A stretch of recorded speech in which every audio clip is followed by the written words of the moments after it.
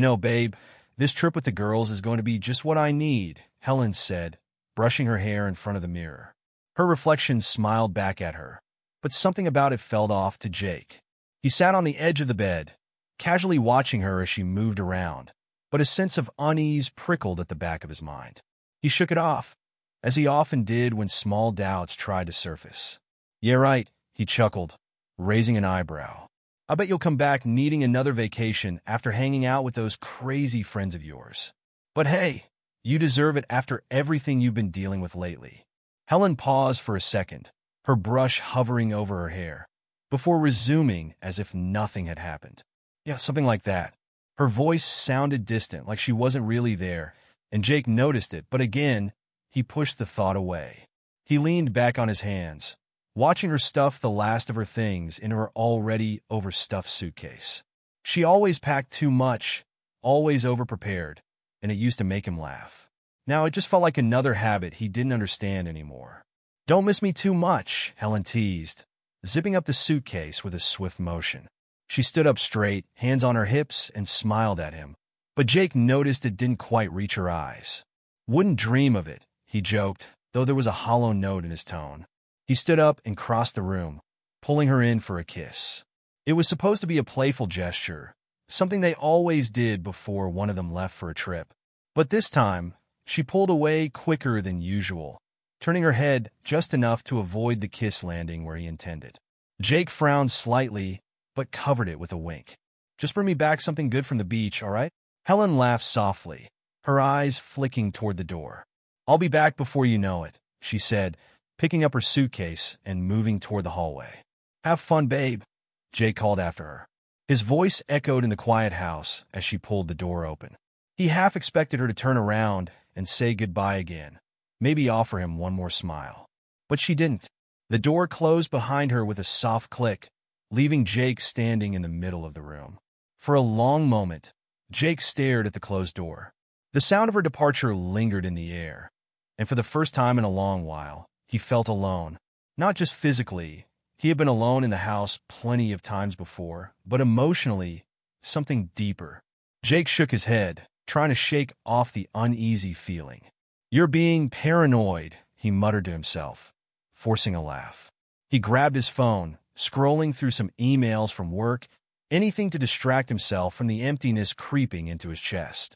He went through the motions of his usual evening routine, but everything felt different without Helen there. The house seemed quieter, the ticking of the clock louder. He ordered takeout, something he hadn't done in months since Helen usually cooked. But when the food arrived, he barely touched it, his appetite suddenly gone. The night dragged on slowly. The TV buzzed in the background, but Jake wasn't really watching. His thoughts kept drifting to Helen, picturing her laughing with her friends, having drinks by the beach.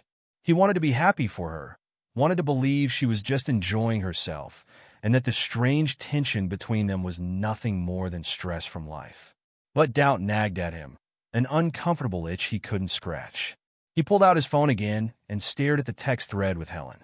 There were a few scattered messages from the day before, but nothing since she'd left. He thought about texting her, just a quick message to say goodnight, but something held him back. He didn't want to seem clingy, didn't want her to think he didn't trust her. She's with her friends, he reminded himself. It's a girls' trip. Let her have some space. But even as he tried to convince himself, a strange hollowness settled in his stomach. He tossed the phone aside and headed to bed, hoping sleep would come quickly. But as he lay there in the dark, staring up at the ceiling, the silence of the house pressed down on him. It felt different. It felt wrong. He turned over, reaching out to the empty side of the bed where Helen should have been. The sheets were cold, untouched, and the hollowness in his chest grew wider. "Stop overthinking it," he whispered to himself. But deep down, he knew that something wasn't right. He could feel it in his bones, even if he couldn't explain it. His eyes flicked to the clock. It was nearing midnight, and he wondered what Helen was doing at that exact moment. Was she thinking about him? Was she missing him the way he missed her? Or was she too busy to notice his absence? Jake clenched his jaw, shaking off the thoughts. He was being ridiculous. Helen loved him. Of course she did. They'd been together for years, raised 2 kids together. A girls' trip was nothing to worry about. But as he finally drifted off to sleep, that uneasy feeling lingered, hovering just out of reach like a shadow in the back of his mind. The moment Helen walked through the door, Jake felt a familiar sense of warmth rush over him. He'd missed her, her presence, her laughter, the way she made the house feel alive. But as she stepped into the living room, dragging her suitcase behind her, there was a stiffness in the air, something different. He couldn't quite place it at first. "Hey, welcome back," Jake smiled, walking toward her. "How was the trip, babe?" His arms stretched out, ready to pull her into a hug. Helen barely glanced at him as she tossed her bag onto the floor, her hands reaching up to adjust the scarf around her neck. "It was fine, just exhausting," she muttered, her voice carrying an odd tone. Jake hesitated for a moment, his arms still outstretched. "Exhausting?" he echoed, trying to meet her eyes, but she quickly busied herself with removing her shoes, avoiding his gaze. Something was definitely off. He stepped forward and wrapped his arms around her waist, pulling her into the hug she seemed reluctant to initiate. As he leaned in, his lips brushed against her neck, intending to kiss her like he always did.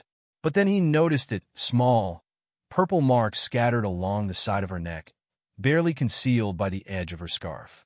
Jake froze, his hands still on her waist, his mind immediately racing. His fingers instinctively grazed over the bruises, and Helen flinched, pulling away quickly. "What's that on your neck?"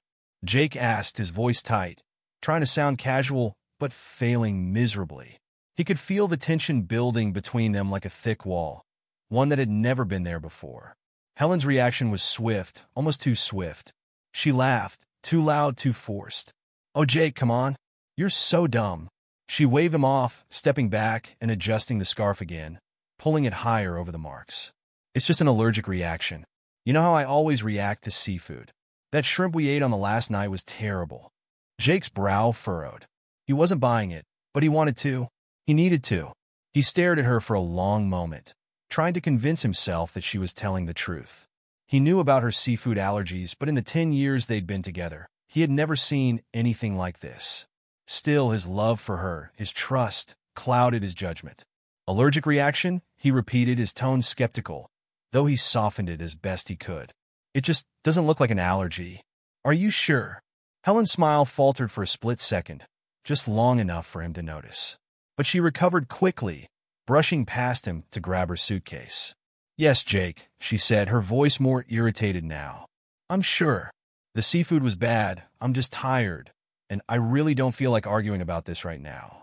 She hoisted the bag over her shoulder, heading toward the stairs without another glance in his direction. Jake stood there, rooted to the spot, watching her retreat. His heart pounded in his chest, a dull ache forming in the pit of his stomach. The way she had brushed him off felt wrong. She'd never been this dismissive before, and it gnawed at him. He wanted to push further, to ask more questions, but the look in her eyes, the irritation, warned him not to. He turned slowly and followed her up the stairs, watching as she disappeared into their bedroom. He leaned against the doorframe, crossing his arms. "So, besides the seafood," he started, his voice lighter, trying to ease the tension. "How was everything? Did you have fun with the girls?" Helen, now unpacking her things, shrugged. "It was fine. The usual stuff, you know. Drinking, laughing, too much sun. The girls are all crazy, as expected." Jake nodded, even though the details were vague. Helen had always been a bit more forthcoming with stories about her trips, funny anecdotes, little dramas between her friends. This time, she was barely saying anything. "Did you go to that seafood place you mentioned before?" he asked, stepping into the room. "The one by the pier you were so excited about?" "Yeah, we went," Helen replied without looking at him. She was focused on her suitcase, her movements deliberate, almost robotic. "It was okay. Not as good as I thought it would be." Jake watched her, his mind replaying the moment when he saw the marks on her neck. His fingers twitched at his side, resisting the urge to ask again, to push harder for the truth. Something inside him told him to let it go, at least for now. "I'm glad you're back," he said instead, trying to sound cheerful. "The house feels too quiet without you." Helen finally glanced up, giving him a half-hearted smile.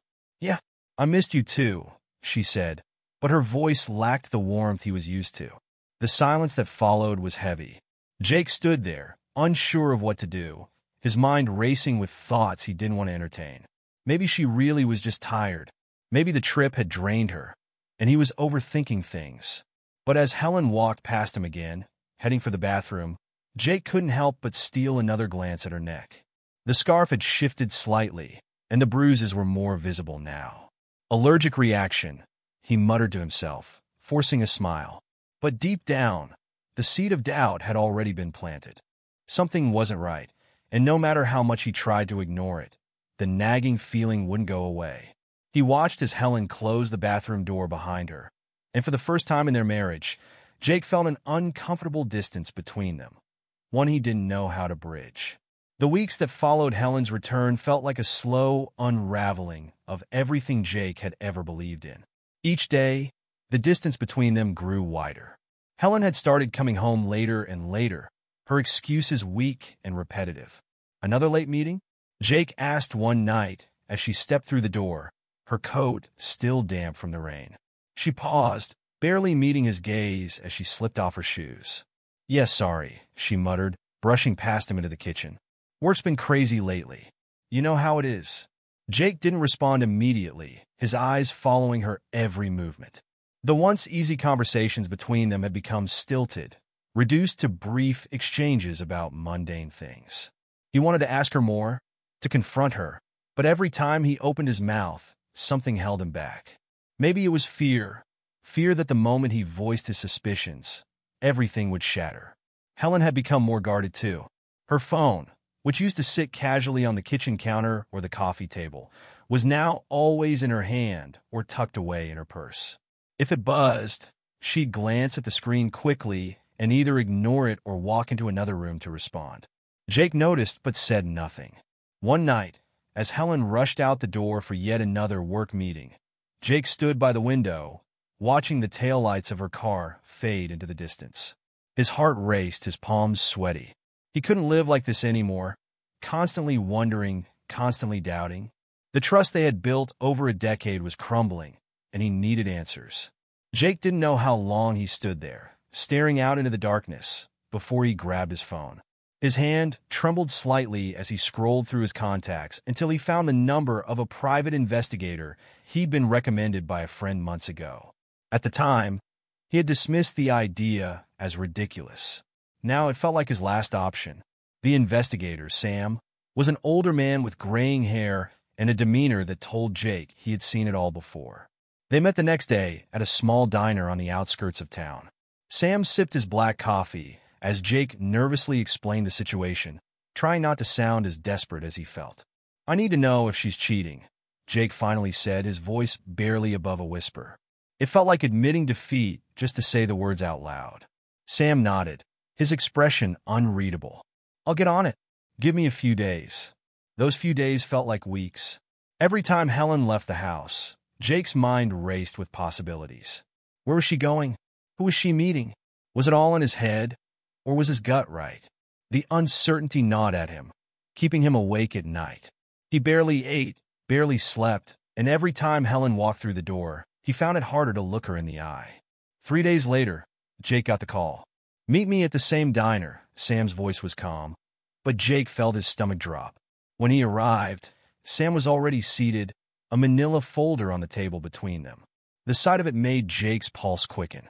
He sat down across from the investigator, not trusting his voice to speak first. Sam slid the folder across the table. "You better sit down for this, Jake," he said, his voice low. Jake's hands trembled as he reached for the folder, his breath catching in his throat. He hesitated, as if delaying the inevitable could somehow keep his world from collapsing. But he knew there was no turning back now. He flipped open the folder. The first image was a grainy photograph of a hotel lobby, Helen standing next to a tall figure Jake immediately recognized. His cousin Ronald. Jake's heart pounded in his chest as he flipped through more photos. Helen and Ronald together in various places. A restaurant, their bodies close. A parking lot, sharing a kiss. And finally, a hotel room window where they were wrapped in each other's arms, laughing like they didn't have a care in the world. The betrayal hit him like a punch to the gut. His hands clenched into fists, crumpling the edge of the folder as he stared at the photos, unable to look away. His stomach churned with rage, disbelief, and a sickening sense of loss. "I'm sorry, Jake," Sam said quietly, watching him with a mixture of sympathy and professionalism. "There's more, but I didn't want to overwhelm you." Jake nodded, though he couldn't bring himself to speak. His mind was racing, replaying every moment from the past few weeks, every lie Helen had told him, every time she'd walked out the door to be with Ronald. His own cousin, the one person he had always trusted, had grown up with. How long? Jake finally croaked, his voice barely audible. Sam leaned back, crossing his arms. "From what I can tell, a few months. Maybe longer. A few months." Jake's breath hitched. All those times Helen had been late coming home, all those secretive texts, the excuses, he'd been blind to it all. His love for her had blinded him to the reality that had been unfolding right in front of his eyes. "What do I do now?" Jake asked, his voice hollow, as if the words were being dragged out of him. Sam didn't answer right away. He gave Jake a long, measured look before finally speaking. "That's up to you, Jake. You have the proof. What you do with it is your call." Jake nodded again, though his mind felt like it was spinning out of control. He gathered the photos, shoving them back into the folder, his hands still trembling. "Thanks, Sam," he said quietly, standing up from the table. As Jake walked out of the diner, the cold air hit his face, but it did nothing to numb the fire burning inside him. Betrayal, rage, sadness. It all swirled in his chest as he gripped the folder tightly, knowing that nothing would ever be the same again. He had the truth now, but what came next, he wasn't sure. Jake sat in the living room, the folder of photos resting on his lap. His leg bounced anxiously, his fingers drumming against the arm of the chair. The anger simmered under the surface, but it was the sadness that weighed heavier. Tonight was the night everything would break. He stared at the clock, listening to each tick as it marked the passing seconds, counting down to the moment Helen would walk through the door. The door finally clicked open. Helen stepped inside, her purse slung casually over her shoulder. She barely glanced in Jake's direction as she tossed the bag onto the couch, sighing heavily. "You're up late," she muttered, slipping off her shoes, her back turned to him. There was no acknowledgement of the tension in the air, no sense that she felt anything different. Jake watched her with a detached sense of disbelief. "We need to talk," Jake said quietly, his voice low but steady. It was all he could manage as the storm brewed inside him. Helen froze for a moment, her shoulders tensing. Slowly, she turned, her expression already one of irritation, like she was expecting to deal with something trivial. "What is it now, Jake?" she asked, her voice dripping with impatience. Jake rose from the chair, his hand trembling slightly as he picked up the folder from his lap. He crossed the room in a few quick steps and tossed it onto the coffee table. The photos spilled out, images of her and Ronald, laughing, embracing, kissing. "About this," he said, his voice cracking slightly. Helen's eyes darted to the photos. For a brief moment, there was a flash of shock, a flicker of guilt, but it vanished as quickly as it came. She took a step back, her face hardening. Then, to Jake's disbelief, she laughed. The sound cut through him like a blade, sharp and cruel. "Oh, Jake," she scoffed, her voice filled with condescension. "You're so dramatic. You hired a private investigator? God, you're pathetic." Jake clenched his fists, trying to steady his breath. He had expected anger, tears, maybe even denial. But laughter? That was something he hadn't anticipated. "How could you do this to me?" Jake asked, his voice shaking with a mix of fury and pain. "I love you, Helen. We built a life together. We have a family." Helen rolled her eyes, crossing her arms over her chest. "A family?" she echoed, her tone mocking. "Jake, you're delusional. I was bored, okay? Bored of this house. Bored of you. Bored of everything. I've been carrying this charade for years, and you couldn't even see it." Jake's stomach churned. Her words, dripping with disdain, shattered any hope he had left of reconciliation. He had known she was cheating, but hearing her speak with such venom made the betrayal feel even deeper. "I did everything for us," Jake whispered, his voice almost pleading. "For you. What happened to us, Helen?" Helen smirked, shaking her head. "What happened? You want to know what happened, Jake?" I got tired of pretending. You think you're some great husband because you pay the bills and take care of the house? That's not enough." Her lips curled into a sneer. "Honestly, I'm bored you're 5 inches. You couldn't satisfy me if you tried." Jake's face went pale. The words stung, not just because they were cruel, but because of how coldly she said them. He felt like the ground beneath him had been pulled away, and he was left falling into an abyss with no way to stop it. Helen didn't stop. Her voice grew louder, more venomous. "Ronald, on the other hand, well, he's a real man. He knows how to make me feel alive. You were just a placeholder, Jake. It's pathetic you didn't see it sooner." Jake's jaw clenched, his hands curling into fists at his sides. The anger bubbled to the surface now, burning away the sadness that had consumed him. He took a step closer to her, his voice barely above a whisper. "You think I'll just let you walk away after all this? After betraying me with my own cousin?" Helen shrugged, completely unbothered by his fury. "I'm done pretending, Jake. I want the divorce."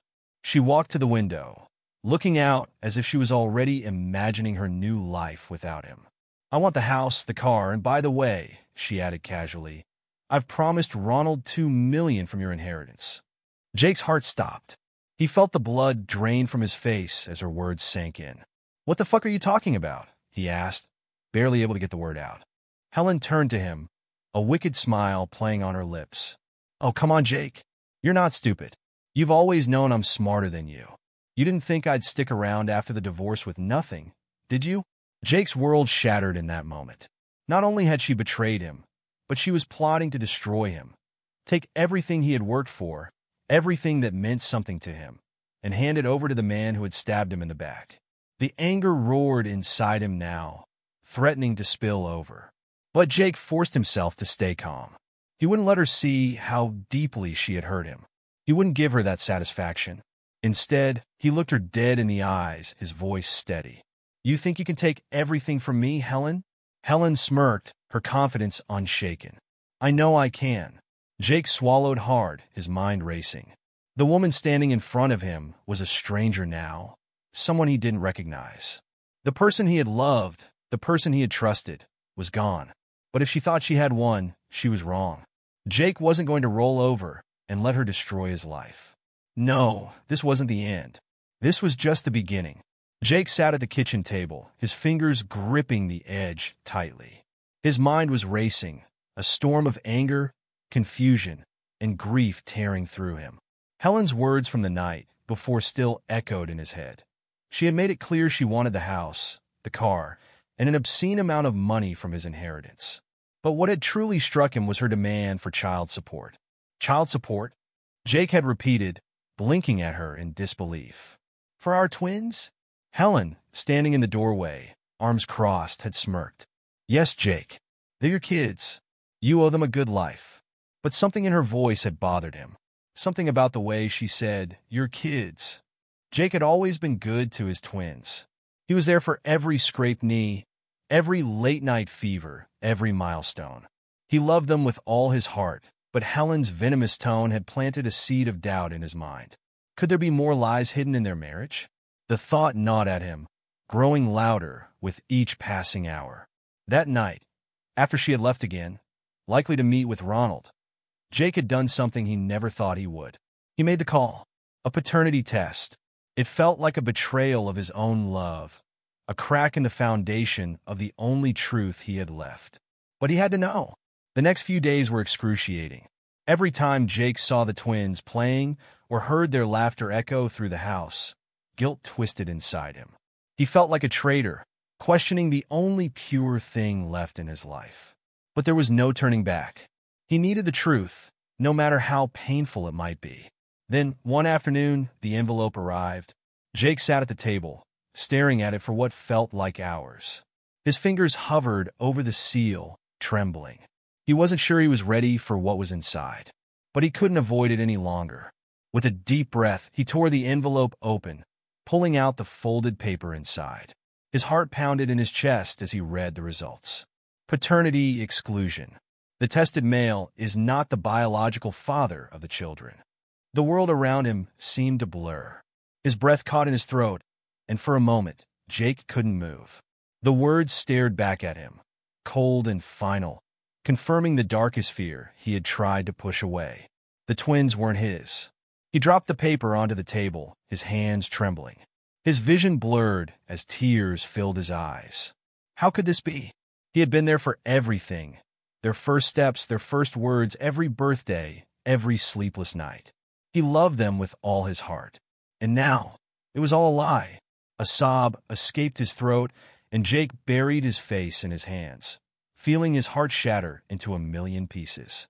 The betrayal cut deeper than anything Helen had done before. She had not only cheated on him, but she had stolen the most precious thing in his life, the bond he thought he had with his children. For years, he had raised them, loved them, cared for them, believing they were his. And now, with one piece of paper, that reality was ripped away. The weight of the deception crashed down on him like a tidal wave, suffocating him. He thought back to all the moments with the twins, the laughter, the tears, the joy. He had been a father in every way that mattered, and now that was all in question. Had Helen known all along? Had she planned this from the start? The rage he felt for her betrayal mixed with a deep, aching sadness. Jake wiped his eyes, his hands shaking as he tried to gather himself. He couldn't sit here, consumed by his grief. Not now, not after everything. He needed to confront Helen, to make her face the truth of what she had done. She had taken everything from him, but she wouldn't take his dignity. Not anymore. That evening, when Helen returned home, she sauntered into the living room like nothing had changed. She didn't even glance at Jake as she tossed her keys onto the counter. But this time, Jake wasn't going to sit in silence. Helen! Jake's voice was low, but there was an edge to it that made her stop. She turned slowly, raising an eyebrow. What now? She sighed, her tone laced with impatience. Jake stood up, holding the paternity test results in his hand. He walked over to her, thrusting the paper in her direction. Explain this, he said, his voice shaking with barely contained anger. Helen glanced down at the paper, her expression unreadable. Then, slowly, a cold smile spread across her face. So you finally figured it out, huh? She said, her voice dripping with disdain. I was wondering how long it would take. Jake's heart clenched. Her indifference to the situation, to the pain she had caused, was like a knife twisting in his chest. You knew, Jake whispered, his voice barely audible. You knew all along, didn't you? Helen shrugged, completely unfazed. Of course I knew, Jake. But what does it matter? You raised them. They're yours in every way that counts. You should be grateful I let you be their father. Jake stared at her, disbelief and rage surging through him. Grateful, he repeated, his voice rising. You lied to me. You made me believe they were mine. And now you want me to pay for them? You've destroyed everything, Helen. She crossed her arms, her gaze icy. Get over it, Jake. You're not the victim here. You're just too weak to handle the truth. Jake's body trembled with fury. This was it, the final blow. Helen had taken everything from him, and now she stood before him, unapologetic, uncaring. But as Jake stared at her, something shifted inside him. The sadness and anger that had consumed him began to fade, replaced by a cold clarity. She had taken his past, but she wouldn't take his future. Not anymore. Jake sat across from his lawyer, the heavy oak desk between them piled with papers that outlined the disintegration of his life. The rage was still there, boiling under the surface, but it had cooled into something more dangerous, cold calculation. You really want to go through with this? The lawyer, Paul, asked, his brow furrowed. He leaned back in his chair, tapping a pen against his notepad. Jake's eyes, hollow from weeks of sleepless nights, met Paul's. There was no hesitation in his voice, only cold resolve. Yes, sell the house, every last piece of it. Donate the inheritance to charity. I don't care about the money anymore. I just want it gone. And when I leave, I want full anonymity. I don't want her to find me, ever. Paul sighed, flipping through the documents on the desk. It's a drastic move, Jake. You're giving up everything. No, Jake said quietly, his voice unwavering. She's already taken everything. I'm just taking back control. For a long moment, Paul stared at him, then nodded. All right, I'll start the process. But once you do this, there's no turning back. Good, Jake muttered, standing up from his chair. That's exactly what I want. The next few months were a whirlwind of quiet, deliberate action. Jake kept his head down, methodically severing every tie that linked him to his former life. Helen had always loved the house, boasting about it to her friends, gloating over the renovations. Jake knew selling it would cut deep. He worked with the real estate agent quickly, keeping the sale off Helen's radar, making sure she would be blindsided when the for sale sign went up. Jake moved out before Helen even realized what was happening. He packed his things into a rented truck one morning while she was out with Ronald, loading up everything that mattered to him. Not much, as it turned out. The house had been a symbol of their life together, but now it was just a shell, filled with memories that felt like poison. As he stood in the empty living room one last time, Jake took a deep breath, his hand gripping the doorframe. This was where it all fell apart, where the lies, the betrayal, the false life they had built together came crumbling down.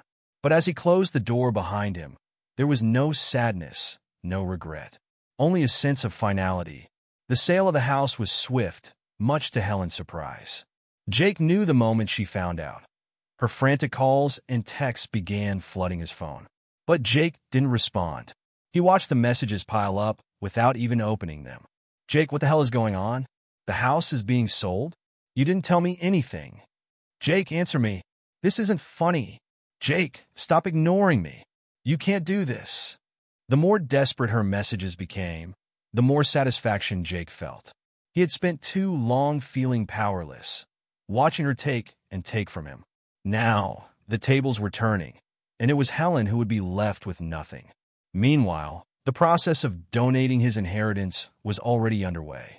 Jake chose several charities, ensuring that every penny would go to causes he cared about: children's hospitals, homeless shelters, and cancer research. The money Helen had so arrogantly promised to Ronald would never touch her hands. When Jake received the final confirmation that the donation had been made, he felt a strange sense of peace wash over him. It wasn't about the money. It never had been. But knowing that Helen's greed had been denied, that she would never get what she had schemed for, made every moment of suffering worth it. Then came the final part of his plan: vanishing. Jake worked with a team of professionals to erase his digital footprint. He canceled every social media account, closed bank accounts, and rerouted all mail to a post office box in another state. He wanted no trace of himself left behind. The thought of Helen trying to track him down, only to find nothing, was a small but deeply satisfying victory. One evening, after everything had been set in motion, Jake packed up what little he had left and drove to a new city, hundreds of miles away. He didn't know exactly where he was going, but he didn't need to. He wasn't running away. He was starting over. The text from Helen continued, but Jake had already disconnected from that part of his life. Her words no longer had power over him. He pictured her and Ronald standing in the empty house, no money, no resources, no future. They had bet everything on her lies, and now they had lost. Jake's final text to her was simple: "You took everything from me, but I took it back. Goodbye, bitch." He blocked her number after that, knowing she would never have the satisfaction of a response. The woman who had once been his entire world was now a ghost, lost in the ruins of the life she had destroyed. As he drove down the open highway, the sun setting on the horizon, Jake felt something he hadn't felt in years: freedom. Helen and Ronald were left behind in the wreckage of their own greed, but Jake was free. He had nothing but the clothes on his back and a new, unknown future ahead of him. And for the first time in a long time, that was enough. Helen stood in the small apartment, the silence heavy around her. The once luxurious life she had planned with Ronald had crumbled into nothing. The high-end house was gone, the car repossessed, and the bank accounts were drained. Helen stared at the stack of unpaid bills on the chipped kitchen counter, her stomach churning with frustration and dread. "This is your fault." Helen's voice cracked as she screamed across the room, glaring at Ronald, who sat slumped on the couch, an empty beer bottle in his hand. Ronald didn't even look up. He barely moved, his gaze fixed on the flickering television in front of him. His face was unshaven, his hair unkempt, a far cry from the confident, smooth-talking man who had convinced Helen to leave Jake behind. "My fault," Ronald finally muttered, sneering as he took another swig from the bottle. "You're the one who told me he'd never find out. Said we'd be sitting on that inheritance by now." Helen's fists clenched at her sides, her nails digging into her palms. "You said Jake was weak. You said he'd never fight back. And now look at us."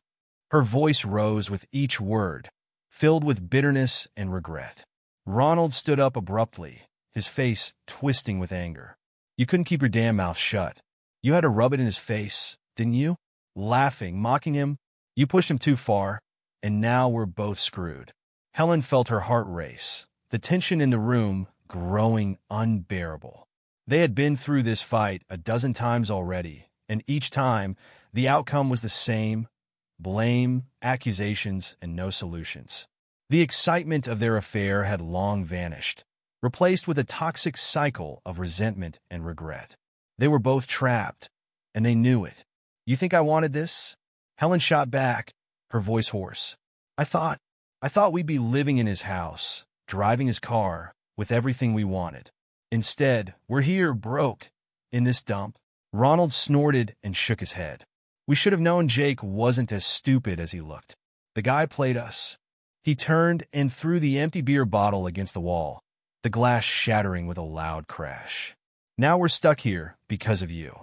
Helen flinched at the sound, but her anger flared again. "Don't you dare blame this on me. You're the one who couldn't wait to spend his money. You promised me a life, Ronald." Her voice wavered, and for a moment, she looked desperate, defeated. "What do we have now?" Ronald's eyes darkened, and he took a threatening step toward her. "You want to talk about promises? You promised me you'd handle Jake.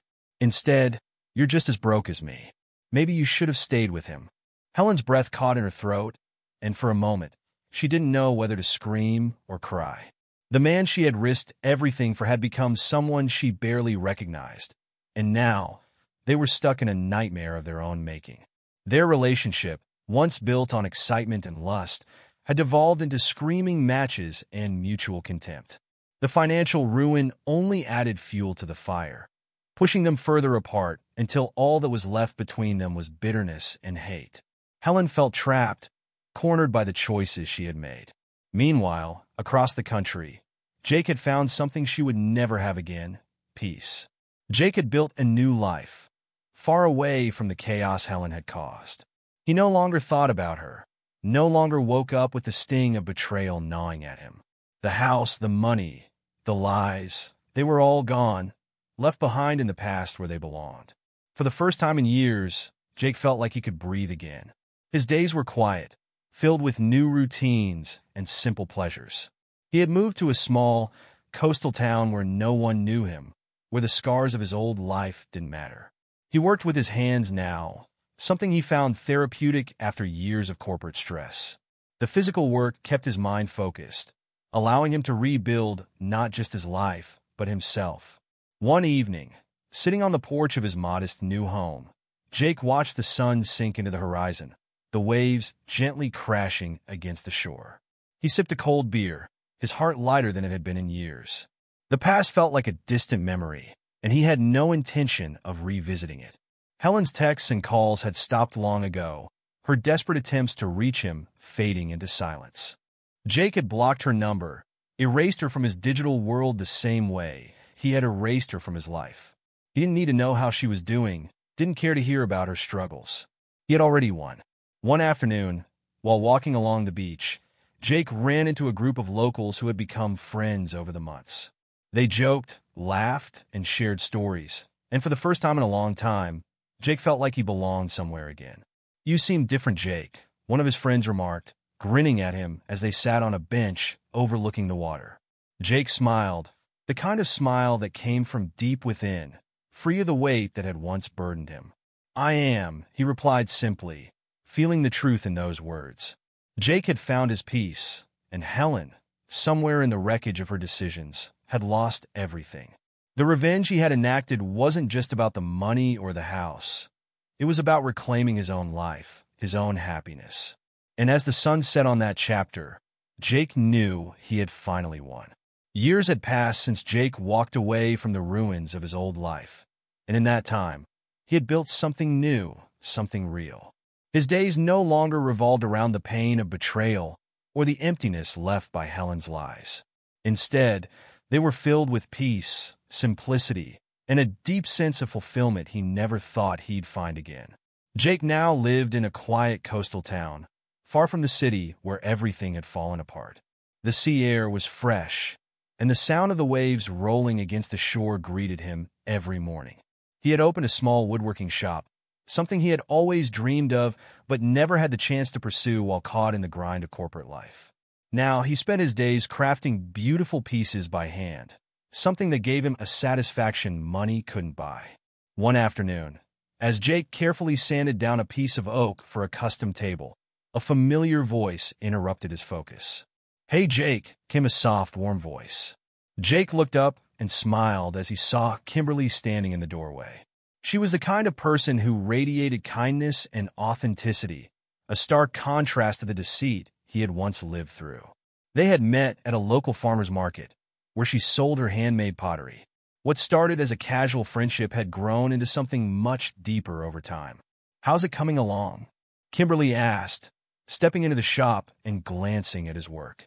"Almost done," Jake replied, wiping his hands on a rag. "What do you think?" Kimberly smiled, running her hand along the smooth surface of the table. "It's beautiful, just like everything you make." Jake chuckled, shaking his head. "You always know what to say." Kimberly looked at him, her eyes soft but serious.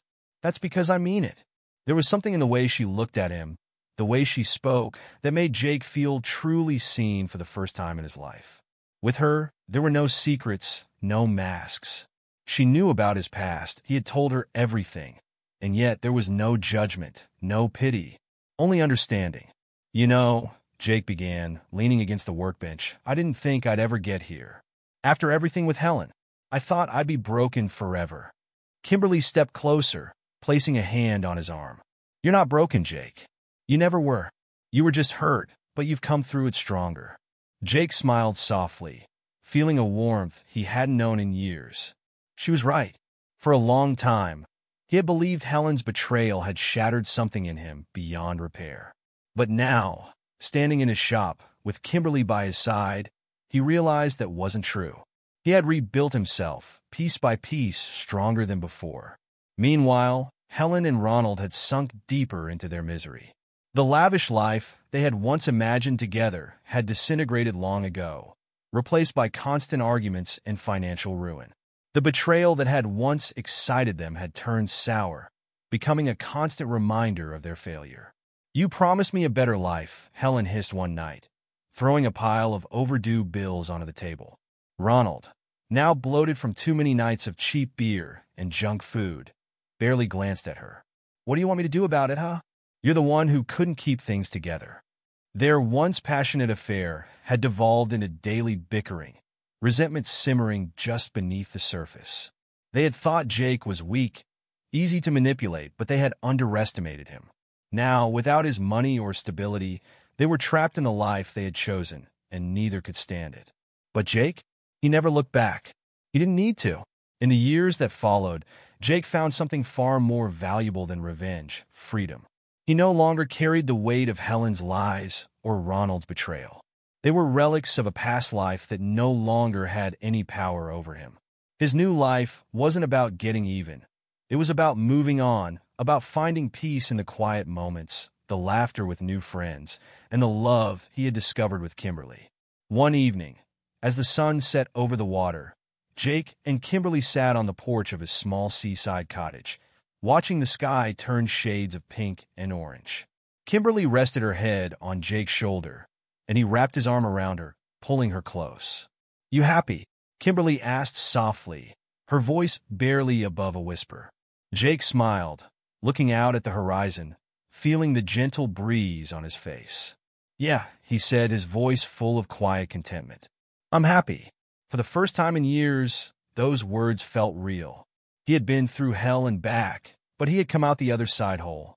Helen and Ronald were still trapped in the wreckage of their decisions.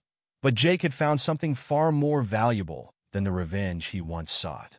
He had found peace, and that was worth more than anything.